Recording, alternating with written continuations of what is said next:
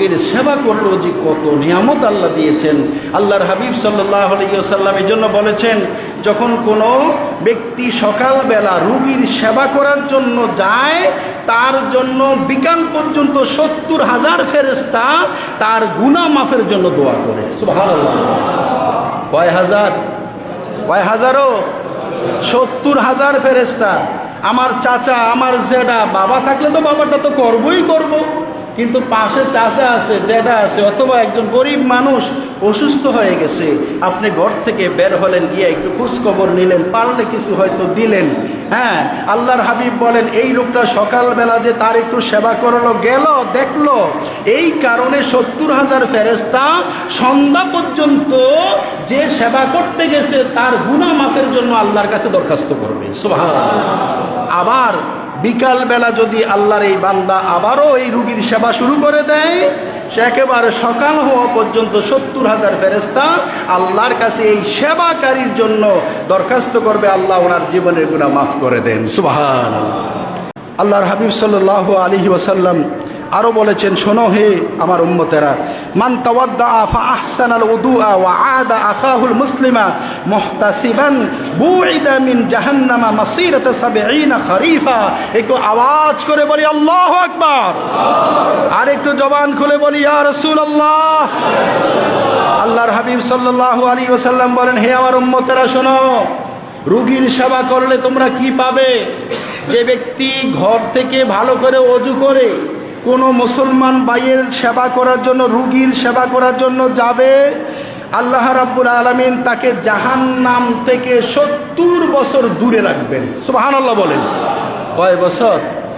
70 বছরের রাস্তা যতটুকু, এতটুকু দূরে আল্লাহ তারে রাখবেন, তার মানে তাকে আল্লাহ জান্নাত দিবেন। জোরে বলেন না সুবহানাল্লাহ। আউযু বিল্লাহি মিনাশ শাইতানির রাজিম। বিসমিল্লাহির রহমানির রহিম। ওয়া বাশশিরিস সাবিরিন আল্লাযীনা ইযা আসাবাতুহুম মুসিবাতুন ক্বালু ইন্না লিল্লাহি ওয়া ইন্না ইলাইহি রাজিউন। সাদাকাল্লাহু মাওলানাল আযীম ওয়া সাদাকা রাসূলুহুন নাবিয়্যুল হাবিবুল কারীম।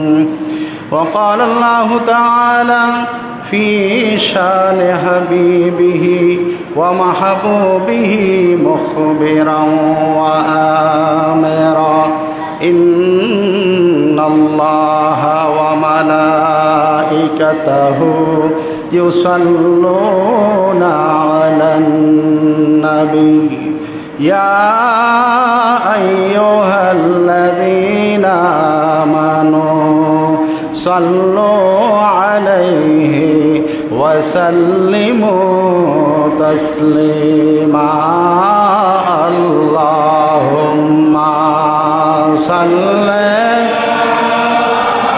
سيدنا مولانا محمد وعلى آل سيدنا مولانا محمد اللهم صل على مولانا محمد وعلى آل سيدنا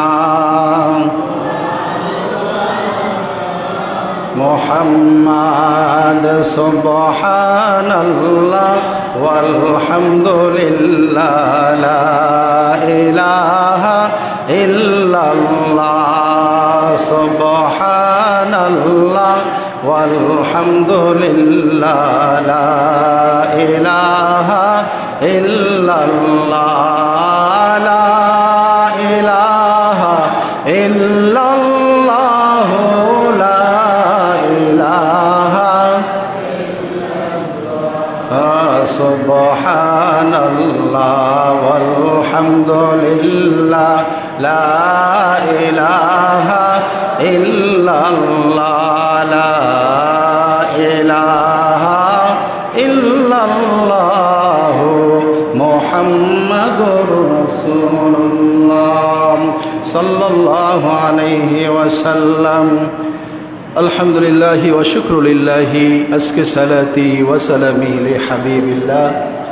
মহান রব্বুল আলামিনের আলিশান দরবারে সর্বপ্রথম শুকর আদায় করছি যে মহান রব্বুল আলামিন আজ আমাদেরকে দয়া করে মায়া করে পবিত্র সফরের চাঁদের চতুর্থ নামাজে জমা আদায় করার নিয়তে আমাদের সকলকে বলদেগি কেন্দ্রীয় জামে মসজিদে আসার ও বসার তৌফিক দান করেছেন। আমরা জবান খুলে মহব্বতে একবার বলি আলহামদুলিল্লাহ। দুরুদ সালাম সরকারে কায়নাত সরকারে দু জাহান হাবিব কিবরিয়া নূরে মুজাসসাম আফতাব নবুয়ত শাহনশাহ রিসালাত সৈয়দুল আম্বিয়া ওয়াল মুরসালিন হযরত আহমদ মুজতবা মুহাম্মদ মুস্তফা সাল্লাল্লাহু আলাইহি ওয়াসাল্লামের নুরানি কদম মোবারকে। এরই সাথে সাথে স্মরণ করছি সমস্ত আউলিয়ায়ে কেরাম, পীর বুজুর্গ, মাশায়েখে দ্বীন, আহলুস সুন্নাতি ওয়াল জামাতের এই সঠিক মতাদর্শ ভিত্তিক যারা জীবন পরিচালনা করে কবরে শুয়ে আছেন, মাজার শরীফে শায়িত আছেন, আল্লাহ রাব্বুল আলামিন প্রত্যেককে পরকালীন জিন্দেগির দরজা বাড়িয়ে দিন, বলুন আমিন। পবিত্র কালামে পাকের সূরা আল বাকারা এর 155 এবং 56 নম্বর আয়াত অংশে তেলাওয়াত করেছি। এই আয়াতে কারিমায় আল্লাহ রাব্বুল আলামিন আল্লাহর বান্দাদেরকে ধৈর্যশীল হওয়ার জন্য বলেছেন। জোরে বলেন না সুবহানাল্লাহ। আমরা তো অস্থির হয়ে যাই, কোনো রোগ হলে, কোনো মুসিবত আসলে আমরা খুবই অস্থির হয়ে যাই। আল্লাহ বলেন না, অস্থির হওয়া যাবে না, বরং যারা ধৈর্য ধারণ করবে তাদের জন্য আল্লাহ সুসংবাদ দিয়েছেন। সুবহানাল্লাহ বলেন। এই জন্য আল্লাহ পাক বলেন ওয়াবাশশিরিস সাবিরিন। হাবিব আমার, আপনি আপনার উম্মতদেরকে, আমার বান্দাদেরকে সুসংবাদ দান করেন যারা ধৈর্যশীল, যারা বিপদ আপদে ধৈর্য ধারণ করবে, অস্থির হবে না। অস্থির হয়েও তো লাভ নাই, কিছু করা যাবে না। করা যাবে? কোনো মানুষ যদি বিপদ আসছে, তার উপরে একটা মুসিবত চলে আসছে, সে অস্থির হয়ে গেল, তাতে করে তার আরো ক্ষতি ডাবল হবে। বরং তখন ধৈর্য ধারণ করে আল্লাহর কাছে সাহায্য চাইতে হবে, তাহলে আল্লাহ তাআলা তার এই ধৈর্যের বিনিময়ে তাকে এই বিপদ থেকে মুক্ত করবেন। জোরে বলেন না সুবহানাল্লাহ। এই জন্য আল্লাহ পাক বলেন হাবিব আমার, আপনি বলে দেন ধৈর্যশীলদের সুসংবাদ দান করেন যারা ধৈর্য ধারণ করবে। কিভাবে? আল্লাযীনা ইযা আসাবাতুহুম মুসিবা। আল্লাহ বলেন যখন আল্লাহর আমার এই বান্দাদের উপরে যখন কোনো মুসিবত পেয়ে বসে, মুসিবত এসে যায়, তখন আমার ওই বান্দারা বলে ক্বালু, তারা বলে ইন্না লিল্লাহি ওয়া ইন্না ইলাইহি রাজিউন। আমার বান্দারা তখন ধৈর্য ধারণ করে তারা এই কথা বলে যে আমরা ইন্না লিল্লাহ, আমরা তো আল্লাহর জন্যই, ওয়া ইন্না ইলাইহি রাজিউন, এবং আমরা আল্লাহর দিকে প্রত্যাবর্তনকারী। জোরে বলেন না সুবহানাল্লাহ। আমরা সবাই আল্লাহর পক্ষ থেকে এসেছি, আমরা আল্লাহরই জন্য। বালা হোক, মুসিবত হোক, যেই কোনো সমস্যা হোক, আমাদের উদ্ধার করার মালিককে। জোরে বলেন, জবান খুলে, উদ্ধার করার মালিককে। এই জন্য ইমানদারের কথা হলো যখনই বালা মুসিবত আসবে, পরীক্ষা হবে, তখন এই কথা বলা যে আমরা আল্লাহরই জন্যে এবং আল্লাহর নিকটই আমরা ফিরে যাব। জোরে বলেন না সুবহানাল্লাহ। হাদিসে পাকে এই জন্য বলা হয়েছে, হযরত সাআদ রাদিয়াল্লাহু তাআলা আনহু তিনি বলেন, কুলতু ইয়া রাসূলুল্লাহ আইয়ুন নাসি আশাদ্দু বালাআন। নবী গো, সবচেয়ে বেশি পরীক্ষা, সবচেয়ে বেশি মুসিবত এই দুনিয়াতে মানুষের মধ্যে কাদের হবে? আল্লাহর হাবিব বলেন আল আম্বিয়া। সুবহানাল্লাহ বলেন না। সবচেয়ে বেশি মুসিবত হবে, বালা মুসিবত আসবে, পরীক্ষা নেওয়া হবে নবী রাসূলদেরকে। আল্লাহর হাবিব এরপরে বলেন ফাল আমসালু, এরপরে সুম্মাল আমসালু ফাল আমসাল। নবীজি বলেন এরপরে যারা নবীদের মতো, অর্থাৎ নবী রাসূলগণ যেভাবে ভালো কাজ করেছেন, কোনো খারাপ কাজে যায় নাই, অনুরূপভাবে যারা ইসলামের বিধিবিধান মেনে চলবে, ভালো কাজ করবে, তাদের উপরে বালা মুসিবত একটু বেশি হবে। সুবহানাল্লাহ বলেন না। নবীজি বলেছেন সুম্মাল আমসালু ফাল আমসাল, নবীদের হুবহুব তো আর কেউ হবে না। অর্থাৎ ওনাদের কাজগুলো, যারা নবী রাসূলগণ যেভাবে পথ দেখিয়ে গেছেন, এই কাজগুলো যারা করবে তারা নেককার। আর নেককার হওয়ার কারণে আল্লাহ যদিও তারা কিছু গুনাহ করে ফেলে, আল্লাহ কিছু রোগ দিয়ে মুসিবত দিয়ে গুনাহগুলোকে মুছে দেয়। জোরে বলেন না আল্লাহু আকবার। ও প্রিয় বাবাজি বন্ধুরা আমার, এই জন্য হযরত আমির রাদিয়াল্লাহু তাআলা আনহু তিনি বলেন, যাকারা রাসূলুল্লাহ সাল্লাল্লাহু আলাইহি ওয়াসাল্লাম আল আসকাম, নবীজি আমার একদিন রোগের কথা আলোচনা করছেন, রোগ নিয়ে আলোচনা করছেন। আল্লাহর হাবিবের পরে বলেন, আল্লাহ রাব্বুল আলামিন যখন কোনো মুমিন বান্দাকে রোগ দান করেন, এই রোগের কারণে এরপরে তাকে সুস্থ করেন, এর মাধ্যমে আল্লাহ তাআলা তার জীবনের গুনাহগুলো মুছে দেয়। সুবহানাল্লাহ। কাফফারাতাল লিমা মাদা মিন যুনুবিহি, তার অতীতে যত গুনাহ হয়ে গেছে এই গুনাহগুলোর কাফফারা আল্লাহ তাআলা এই রোগের মাধ্যমে শেষ করে দেন। অর্থাৎ ওই গুনাহগুলোর জন্য কাফফারা হয়ে যায় তার রোগটা। সুবহানাল্লাহ বলেন না। এরপরে বলেছেন ওয়া মাউইযাতান ফীমা ওয়া মাউইযাতান লাহু ফীমা ইস্তাকবিল, সামনের যে তার জীবনটা, এই জীবনের জন্য তার জন্য এইটা হয় একটা নসিহত, যে শোনো এই যে রোগে পড়ছিলা, এই রোগ থেকে তো তুমি মারাও যেতে পারতে, কিন্তু আল্লাহ তোমাকে আবার সুস্থ করেছেন। এর অর্থ কি? বিগত জীবনে যেভাবে চলেছ, নামাজ পড়ো নাই, রোজা ঠিক মতো রাখো নাই, হজে যাওয়ার উপযুক্ত হয়েছিল, যাও নাই, কিন্তু রোগ থেকে যখন সেরে গেছো, এখন যেই কাজগুলো তোমার করা দরকার এগুলা করে ফেলো। সুবহানাল্লাহ বলেন না। এই জন্য নবীজি বলেছেন এটা তার ভবিষ্যতের জন্য উপদেশ, এটা নসিহত, যে ভবিষ্যতে তোমার জন্য এই নসিহতটা রইল। তুমি যদি মারাই যাইতা তাহলে তো আর ভালো কাজগুলো করতে পারতে না। সুবহানাল্লাহ। আল্লাহর হাবিব সাল্লাল্লাহু আলাইহি ওয়াসাল্লাম এরপরে বলেন, মুনাফিক ব্যক্তি তাকেও রোগে আক্রান্ত হয়, কিন্তু মুনাফিক বোঝে না। নাউজুবিল্লাহ কন্যা। মুনাফিক কি? ওয়া ইন্নাল মুনাফিকা ইযা মারাদা সুম্মা উফিয়া কানা কাল বাঈদ। কয় মুনাফিক আর মোমেন দুই জিনিস। কথা কি বুঝে আসতেছে? মোমেন আর মুনাফিক কোরআনে বলেন, হাদিসে বলেন, আল্লাহর হাবিব সব পার্থক্য করে দিয়ে গেছেন। আল্লাহ নিজে পার্থক্য করেছেন। মুনাফিক এক জাত আর মুমিন যদিও কালমা এক, যদিও কালেমা কি এক। আল্লাহর হাবিব বলেন, মুনাফিক বান্দাকে যখন আল্লাহ রোগ দেন, সুম্মা উফিয়া, এরপরে তাকে মুক্ত করে দেন, কানা কাল বাহির, সে হয় একটা উটের মতো। উটের মতো কেন? কয় আকালাহু আহলুহু সুম্মা আরসালুহু ফালাম ইয়াদরি লিমা আকালুহু ওয়া লিমা আরসালুহু। কয় একটা উটকে যখন তার মালিক বেঁধে রাখে, এরপরে আবার ছেড়ে দেয়, এই উট বোঝে না তারে কেন বেঁধে রাখা হলো, আবার কেন ছেড়ে দেওয়া হলো। কয় মুনাফিকটা তারে যখন রোগ দেওয়া হয়, রোগ দেওয়ার অর্থ কি? আবদ্ধ করে ফেলা। রোগ হইলে তো আর মানুষ হাঁটতে পারে না, কিছু করতে পারে না। রোগ মানে তাকে বেঁধে ফেলা। এরপরে আল্লাহ তাকে আবার মুক্ত করে দিলেন। কয় যেভাবে একটা উট ছেড়ে দিল সে বুঝে না তারে কি জন্য ছেড়ে দিয়েছে, আর বেঁধে রাখলেও বোঝে না, মুনাফিক তার এই রোগ থেকে সে উপদেশ গ্রহণ করে না। সুতরাং মুনাফিকি হালতে আমাদের যাওয়া যাবে না। যখনই আমরা অসুস্থ হব, আমাদের বিপদ আপদ আসবে, আমরা সাহায্য চাইব কার? জোরে বলেন কার? আর আল্লাহর হাবিব সাল্লাল্লাহু আলাইহি ওয়াসাল্লামের উসিলা দিয়ে যখন বান্দা আল্লাহর কাছে সাহায্য চায়, আল্লাহ তাআলা বান্দাকে সাহায্য করেন। বলেন না আমিন? আরো জোরে বলি আমিন। এই জন্য হযরত আয়েশা, মা আয়েশা সিদ্দিকা রাদিয়াল্লাহু তাআলা আনহা বলেন, হে আল্লাহর বান্দারা, হে নবীর উম্মতেরা, তোমাদের গুনাহ যখন বেশি হয়ে যায় তখনই আল্লাহ মুসিবত দেয়। সুবহানাল্লাহ বলবেন না?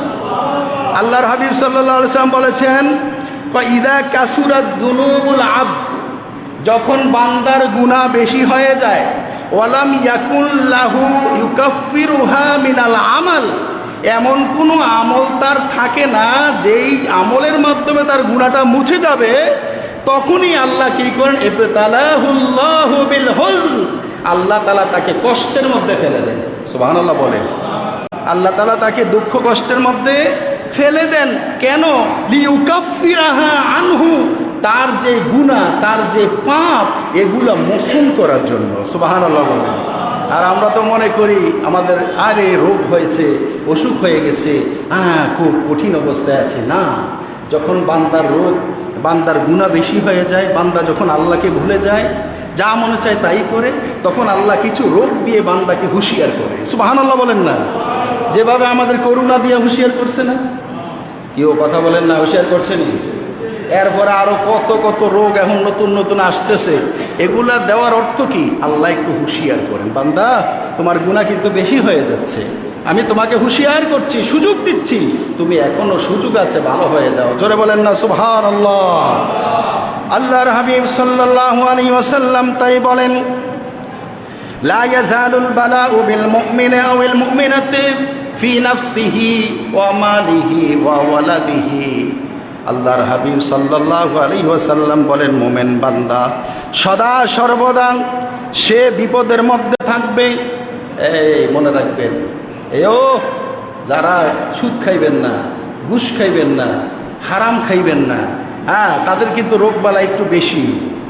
মাঝে মধ্যে শুনি মা বোনেরা কয়, রে এত ভালো করে চলার পরও আমাকে এত রোগ হয়, আর ওই লোকটা তো নামাজও পড়ে না, রোজাও রাখে না, কিছুই করে না, এত সারা বছরও প্যারাসিটামল খাওয়া লাগে না। আছে না, আছে না? এমন কথা শোনেন না? হ্যাঁ, এই হাদিসও আছে। কয় কেন? কয় এরা আল্লাহ ভালোবাসে না, এরা আল্লাহ কি করেন না, ভালোবাসে না, এই জন্য এরা রোগ দেয় না। আল্লাহ যারে রোগ দেয় তারে ভালোবাসে।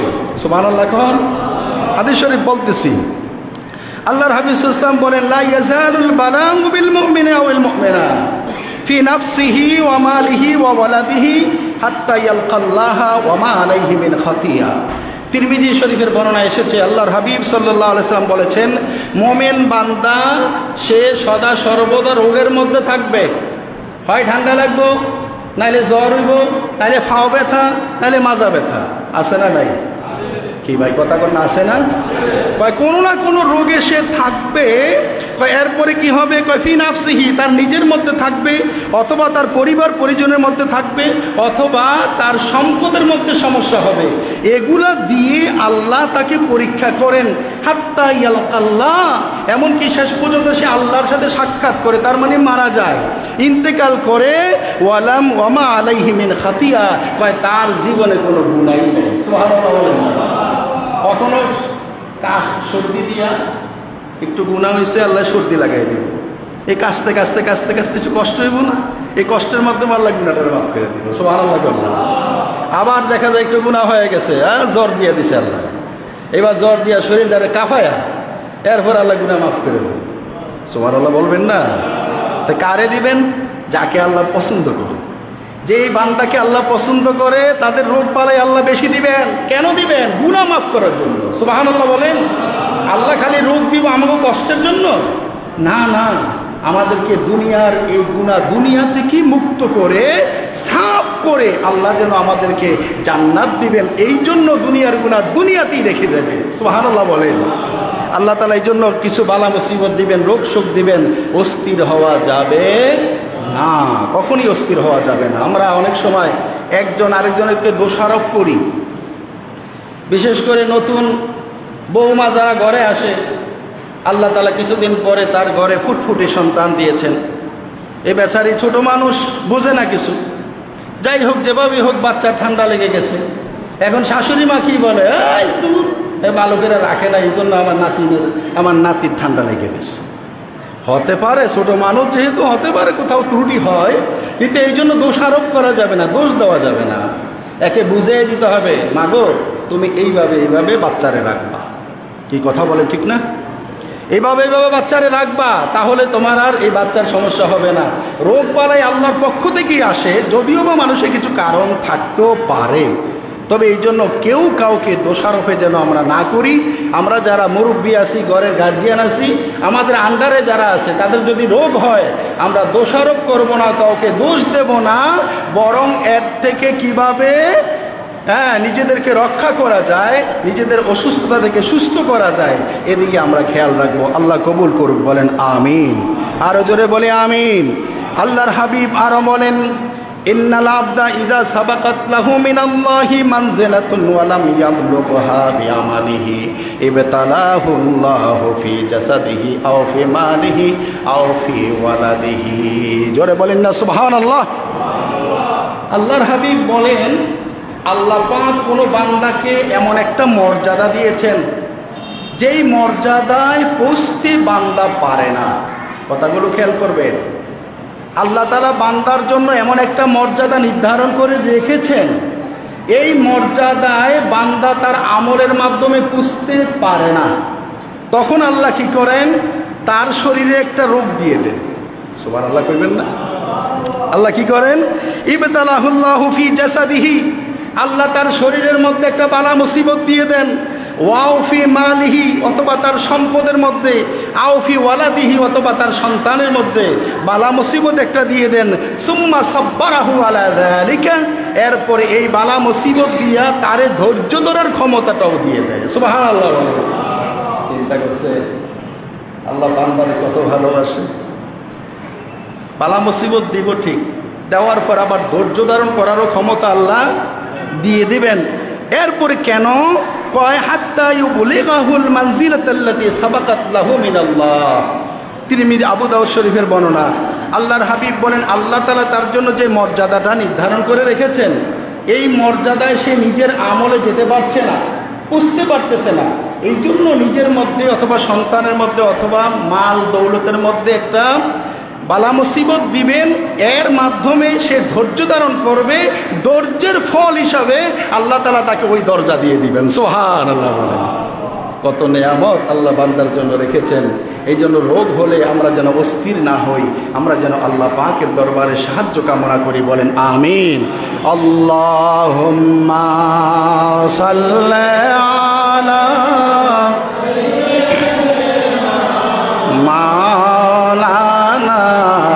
মুহাম্মাদ ওয়া আলা আলি সাইয়্যিদিনা মুহাম্মাদ। আল্লাহুম্মা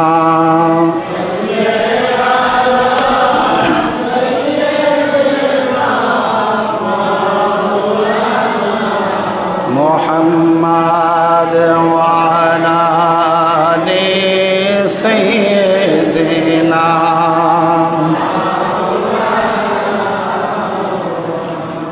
হাদিসে পাকে এসেছে, আল্লাহর হাবিব সাল্লাল্লাহু আলাইহি ওয়াসাল্লাম আরো বলেছেন, মান কাতালাহু বাতনুহু লাম ইউআযাব ফি কবরিহি। জোরে বলেন না সুবহানাল্লাহ। আমাদের পেটের পীড়া অনেকের আছে না, পেটের ব্যথা, কি ভাই আছে না? পেট ব্যথা অনেকের রোগ আছে না?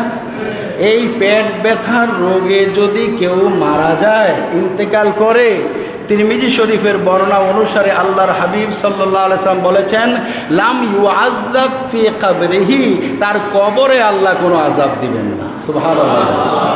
পেটের ব্যথা কিন্তু মারাত্মক জিনিস। কি ভাই কথা বলেন ঠিক না? পেটের ব্যথার দাঁতের ব্যথা যাদের একবার হয়েছে তারা বোঝেন। এই দুই ব্যথা মারাত্মক ব্যথা, সাথে আরো আছে মাজা ব্যথা, আছে না? তবে নবীজি বলেছেন, পেটের ব্যথায় যারা ইন্তেকাল করবে আল্লাহ তাআলা দয়া করে তাদের কবরে আযাব মাফ করে দিবেন। জোরে কন্যা সুবহানাল্লাহ।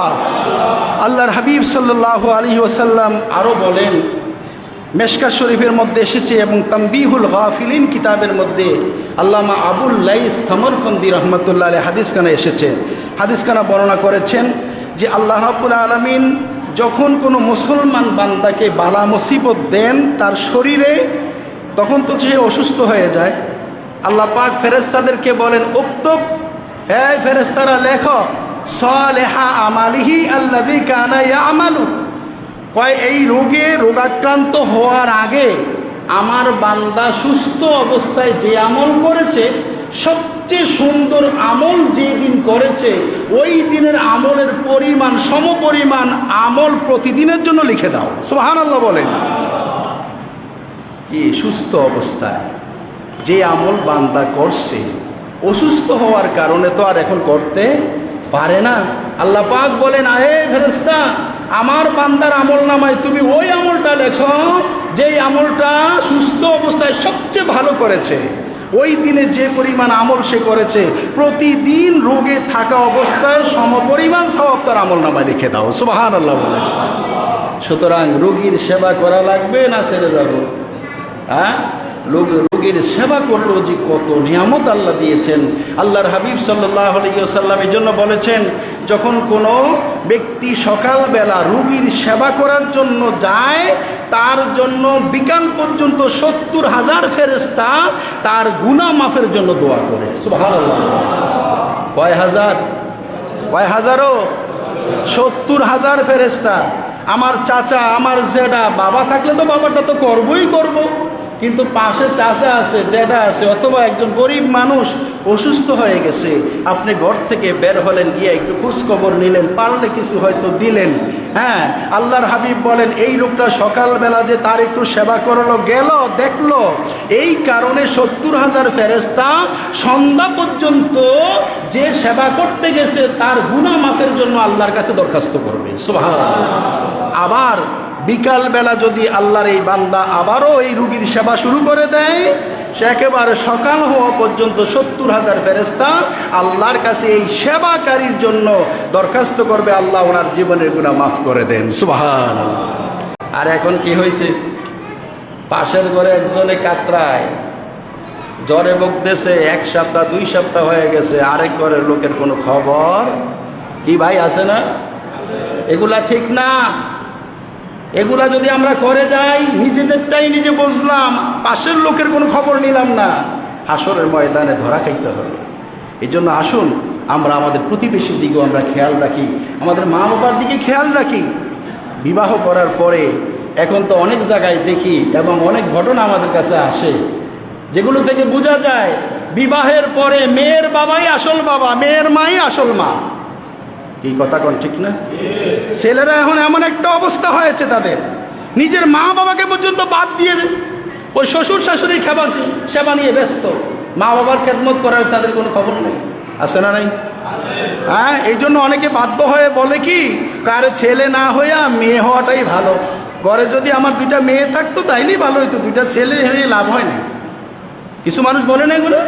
কেন বলে? কষ্টের থেকে বলে, কষ্টের থেকে বলে। তুমি ছেলে, তুমি ইনকাম করছো, তোমার ইনকামের সিংহভাগ পাবে তোমার মা এবং বাবা। কথা বলেন ঠিক কিনা? আজকে সে মা ঘরে অসুস্থ, বাবা ঘরে অসুস্থ, তাদের খবর নাই। ওই বউ বলছে আমার মার একটু কাশ হইছে আর জ্বর হইছে, এবার বউর সাথে মাশাআল্লাহ একেবারে বাজার সদাই কইরা মা শাশুড়ি মারে দেখতে গেছে। আরে দেখতে যান, অসুবিধা নাই, কিন্তু নিজের মা বাবার তো খবর নেবেন। কথা বলেন ঠিক কিনা? নিজের মা বাবাকে আগে সর্বোচ্চ পজিশনে রেখে আপনি আপনার আত্মীয় স্বজন সবার খেদমত করেন, সবার খেদমত করেন, এটা সওয়াব আছে। কিন্তু মা বাবার খবর নাই, ওই আরেকজন নিয়ে আমরা ব্যস্ত হয়ে গেছি। সাবধান হে যুবক, সাবধান। নিজের মা বাবার ঋণ কখনো পরিশোধ করা যায়? 3 কথার কারণে শাশুড়ি হয়েছে, 3 কথার কারণে শ্বশুর হয়েছে, 3 কথার কারণে সম্বন্ধী হয়েছে, 3 কথার কারণে শ্যালক হয়েছে। কথা বলেন ঠিক কিনা? আর মা বাবা কিভাবে হয়েছে? মা বাবার কি কোনো নির্দিষ্ট লিমিট আছে? কোনো গণ্ডি আছে? মা বাবা চিরন্তন, চিরস্থায়ী। আজ বিয়ে করেছে, 3 কথা বলে দিলে কাজ শেষ। এই কথা বলেন ঠিক না? হ্যাঁ বন্ধুরা আমার, ভাইয়েরা আমার, এই জন্য মা বাবার খেদমত করেন। যারা ঘরে অসুস্থ মা বাবা আছে তাদের খেদমত করলে, এবার শুনছেন তো কত নেয়ামত আল্লাহ কত রেখেছেন। এটা তো সাধারণ প্রতিবেশীর খেদমত করলে, আর নিজের মার খেদমত করলে, বাবার খেদমত করলে, ভাইয়ের খেদমত করলে, বোনের খেদমত করলে, সেই ক্ষেত্রে তো আরো বেশি। জোরে বলেন আল্লাহু আকবার। আল্লাহ রাব্বুল আলামিন বলেন, তখন বান্দাকে, ফেরেশতাকে আল্লাহ বলে দেন, এ ফেরেশতা, আমার বান্দা সুস্থ থাকতে যেভাবে আমল করেছে, সবচেয়ে ভালো যে আমলটা করেছে যেদিন, ওই দিনের সমপরিমাণ সওয়াব আমার বান্দার আমল নামায় ডেলি লিখে দাও। জোরে বলেন না আল্লাহু আকবার। এরপরে যখন বান্দা যখন যদি মারা যায়, আল্লাহ রাব্বুল আলামিন তাকে ক্ষমা করে দেন, তার প্রতি দয়া করেন। আর যদি আল্লাহর বান্দা অসুস্থতা থেকে সুস্থতা লাভ করে, আমার আল্লাহ তাআলা তার জীবনের গুনাহগুলো সব মুছে দেয়। সুবহানাল্লাহ। সুতরাং বন্ধুরা আমার, ভাইয়েরা আমার, আমরা যেন এই রোগের সময় আমরা অস্থির হয়ে না যাই। হযরত আব্দুল্লাহ ইবনে মাসউদ রাদিয়াল্লাহু তাআলা আনহু তিনি আল্লাহর হাবিব সাল্লাল্লাহু আলাইহি ওয়াসাল্লামের দরবারে একদিন দিয়ে হাজির হলেন। দেখছেন আল্লাহর হাবিব সাল্লাল্লাহু আলাইহি ওয়াসাল্লাম জ্বরে খুব কাঁপতেছেন। হযরত আব্দুল্লাহ ইবনে আব্বাস রাদিয়াল্লাহু তাআলা আনহু তিনি রাসূল করিম সাল্লাল্লাহু আলাইহি ওয়াসাল্লামের শরীর মোবারকে হাত রাখলেন, দেখলেন এত প্রচণ্ড জ্বর যে ইয়া রাসূলুল্লাহ আপনার জ্বর তো খুব অনেক বেশি। নবীজি বললেন, আব্দুল্লাহ ইবনে আব্বাস শোনো, তোমাদের দুইজনকে যতটুকু পরিমাণ জ্বর দেওয়া হয় আমি নবীজিকে সেই পরিমাণ দেওয়া হয়েছে। সুবহানাল্লাহ বলেন। ইয়া রাসূলুল্লাহ আপনার সওয়াব কি আল্লাহ বেশি দিবেন? বলে হ্যাঁ, আমার সওয়াব ডাবল। সুবহানাল্লাহ বলেন না। নবীজি আমার বলে দিলেন, শোনো, ওই আল্লাহর কসম করে বলছি যে আল্লাহর কুদরতি হস্ত মোবারকে আমি নবীর প্রাণ, যখন মোমেন বান্দাকে আল্লাহ রোগ দেন, অসুস্থতা দেন, বিপদ আপদ দেন, প্রত্যেক মোমেন বান্দার জীবনের গুনাহ আল্লাহ মাফ করে দেন। সুবহানাল্লাহ। এখন প্রশ্ন হতে পারে, হয়তো কেউ বলবে তাহলে নবীজির কি কোনো গুনাহ ছিল? নবীজিকে কেন জ্বর দিলেন? কেউ প্রশ্ন থাকতে পারে না? এটা দিয়ে আবার ফেস দিবেন না, পেছের কিছু না। আল্লাহর হাবিব সাল্লাল্লাহু আলাইহি সাল্লামকে অনেক কিছু আল্লাহ দিয়েছেন উম্মতকে শিখানোর জন্য। কারণ এই জ্বর হলে আমরা কিভাবে থাকবো, চলবো, আল্লাহর কাছে সাহায্য চাইবো, এটা শিখানোর জন্য আল্লাহ দিয়েছেন। জোরে বলেন না মারহাবা, আরো জোরে বলি মারহাবা।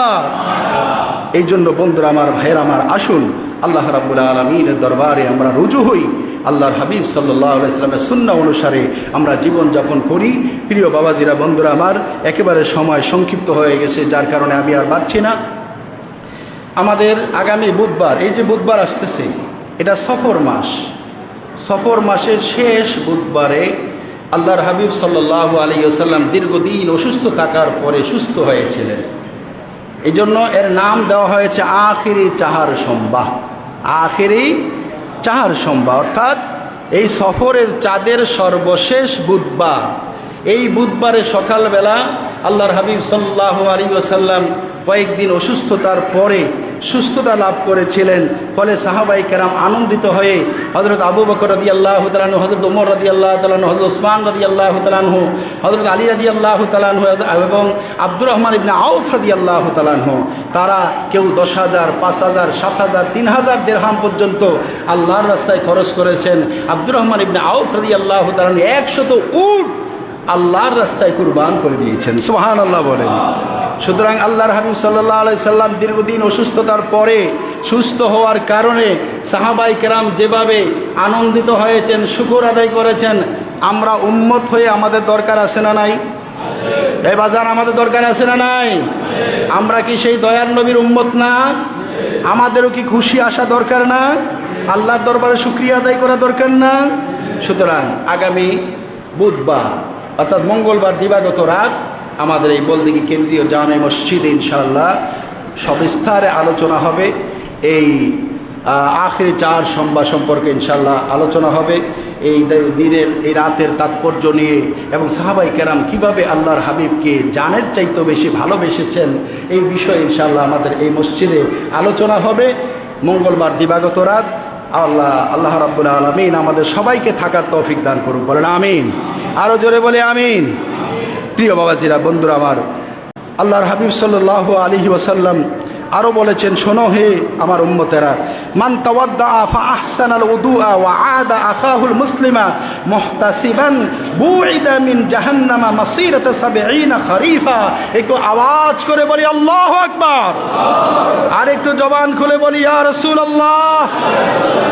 আল্লাহর হাবিব সাল্লাল্লাহু আলাইহি ওয়াসাল্লাম বলেন, হে আমার উম্মতেরা শোনো, রোগীর সেবা করলে তোমরা কি পাবে?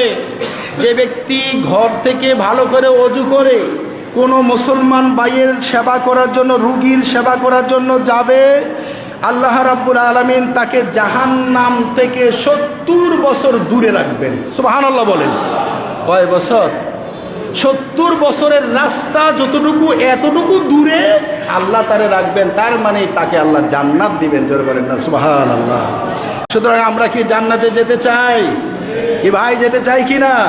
আল্লাহ কবুল করুন। বলেন আমিন। আল্লাহর হাবিব সাল্লাল্লাহু আলাইহি ওয়াসাল্লাম শুধু কেবল মুসলমানের কথাই বলেন নাই, বিধর্মীদের কথাও বলেছেন। একজন হিন্দু ভাই, একজন খ্রিস্টান, একজন যেই হোক অন্য ধর্মের, সেও যদি অসুস্থ হয়, আমার যদি কিছু করার থাকে, আমার যদি সামর্থ্য থাকে, তাহলে আমি তার সেবাতে যেতে পারি। এটা আমার নবীর সুন্নত। জোরে বলেন সুবহানাল্লাহ। কারণ আমার নবী শুধু কেবল মুমিনদের জন্যই না, কুল কায়নাত সবার জন্য। সুবহানাল্লাহ বলেন না? এই জন্য আবু দাউদ শরীফে বর্ণনা এসেছে, আল্লাহর হাবিব সাল্লাল্লাহু আলাইহি ওয়াসাল্লামের জুতা মোবারক একজন ইহুদি বালক বুকের মধ্যে জড়ায় রাখতেন। শুনছেন না আপনারা? এই ইহুদি বালক 7 বছর পর্যন্ত আমার নবীজির জুতা মোবারক, যখন নবীজি মসজিদে নববীতে ঢুকতেন, জুতাগুলোকে এভাবে নিয়ে বুকের মধ্যে লাগায়া বাইরে দাঁড়ায় থাকতো। সুবহানাল্লাহ বলবেন না? আরে তাজিম কারে কয় মিয়া? আল্লাহর হাবিবের শান, ইজ্জত, হুরমত কাকে বলে? এটা একটা ইহুদি বালক থেকেও শেখা যায়। কারণ মসজিদে ইহুদি ঢুকতে পারে না, সে নাজাস, অপবিত্র। এই জন্য নবীজির এই জুতা মোবারকগুলো এভাবে সিনার মধ্যে লাগায় রাখতেন। যখন আবার নবীজি নামাজ পড়তেন, আলোচনা শেষ করতেন, বের হতেন, জুতাগুলো আবার সুন্দর করে সামনে দিতেন, আল্লাহর হাবিব সাল্লাল্লাহু আলাইহি ওয়াসাল্লাম পা দিতেন। এভাবে 7 বছর খেদমত করেছেন। এরপরে একদিন দেখলেন আল্লাহর হাবিব সাল্লাল্লাহু আলাইহি ওয়াসাল্লাম ওই বালকটা নাই, কয়েকদিন গত হয়ে গেল। নবীজি জিজ্ঞেস করলেন, আমার ওই ছেলেটা কোথায় রে, ইহুদি ছেলেটা? তো সাহাবাই কেরাম বললেন, ইয়া রাসূলুল্লাহ, ও তো অসুস্থ হয়ে গেছে। আমার নবীজি দেরি করেন নাই, সাথে সাথে ওই বালকের বাড়িতে চলে গেছেন। সুবহানাল্লাহ বলেন। গিয়া তার পাশে গিয়ে বসে এবার যখন কপালে হাত রেখেছেন, হাত রাখার সাথে সাথে দেখেন আজরাইল আলাইহিস সালাম উপস্থিত হয়ে গেছে। সুবহানাল্লাহ বলেন। জান কবজ করার জন্য উপস্থিত হয়ে গেছেন। আমার আল্লাহর হাবিব আল্লাহর দরবারে ফরিয়াদ করে, আল্লাহ, তোমার হাবিবের জুতা মোবারক 7 বছর যেই ছেলে টানেছে, যেই ছেলে বুকের মধ্যে তোমার হাবিবকে ভালোবেসে এই জুতাগুলো লাগিয়ে রেখেছিল, আদর করেছিল, মহব্বত করেছিল, ওই ছেলে কি করে ইহুদি হয়ে মারা যায়? আল্লাহু আকবার বলেন। আল্লাহ মেহেরবানি করো। আল্লাহ তাআলা আজরাইল আলাইহিস সালামকে জানিয়ে দিলেন, স্টপ, আজরাইল জান কবজ করবে না। যতক্ষণ পর্যন্ত আমার নবী ফয়সালা না দিবে, ততক্ষণ পর্যন্ত তুমি তার জান কবজ করতে পারবে। আজরাইল আলাইহিস সালাম দূরে সরে গেলেন। নবীজি এবার ওই বালককে বলেন, আসলিম, বালক ইসলাম গ্রহণ করো। এবার ওই ইহুদি বালক বাবার দিকে চায়, বাবার দিকে চায়। বাবা বলে, আতিল আবুল কাসিম, আতিল আবুল কাসিম, হে ছেলে, আমার দিকে চাইও না, তুমি আবুল কাসিমের অনুগত হও, তার মানে দয়ার নবীজির অনুগত হও। সুবহানাল্লাহ বলেন। যেই নবীজির জুতা মোবারক টেনেছো তুমি 7 বছর, নিজের সিনার মধ্যে জড়িয়ে রেখেছো, ওই নবী যা বলে তাই শোনো। সুবহানাল্লাহ বলেন। আমার নবীজি কালেমা শরীফ পড়ায় দিলেন, সাথে সাথে আজরাইল আলাইহিস সালাম রূহটা নিয়ে গেলেন। সুবহানাল্লাহ বলেন। এই জন্য নবীজি বের হয়ে বলেন, আলহামদুলিল্লাহিল্লাযী আনকাযাহু মিনান নার। ওই আল্লাহর প্রশংসা করছি, ওই আল্লাহর প্রশংসা করছি যিনি এই ইহুদি বাচ্চাটাকে জাহান্নাম থেকে মুক্ত করে দিলেন। সুবহানাল্লাহ বলেন। ও বন্ধুরা, ভাইয়েরা আমার, আসুন না আমরাও আমাদের চতুর্দিকে, আমাদের বাড়িতে, আশেপাশে আত্মীয় স্বজন যারা আছে, যখনই বিপদে পড়বে, রোগাক্রান্ত হবে, আমরা যেন তাদের পাশে দাঁড়াতে পারি, তাদের খেদমতে যেতে পারি। আল্লাহ আমাদের সবাইকে কবুল করুন, বলেন আমিন। ওমা আলাইনা ইল্লাল বালাগুল মুবিন। যারা কাবলাল জুমা পড়েন নাই, কাবলাল জুমা সুন্নত 4 রাকাত পড়ে নেন। আসসালামু আলাইকুম।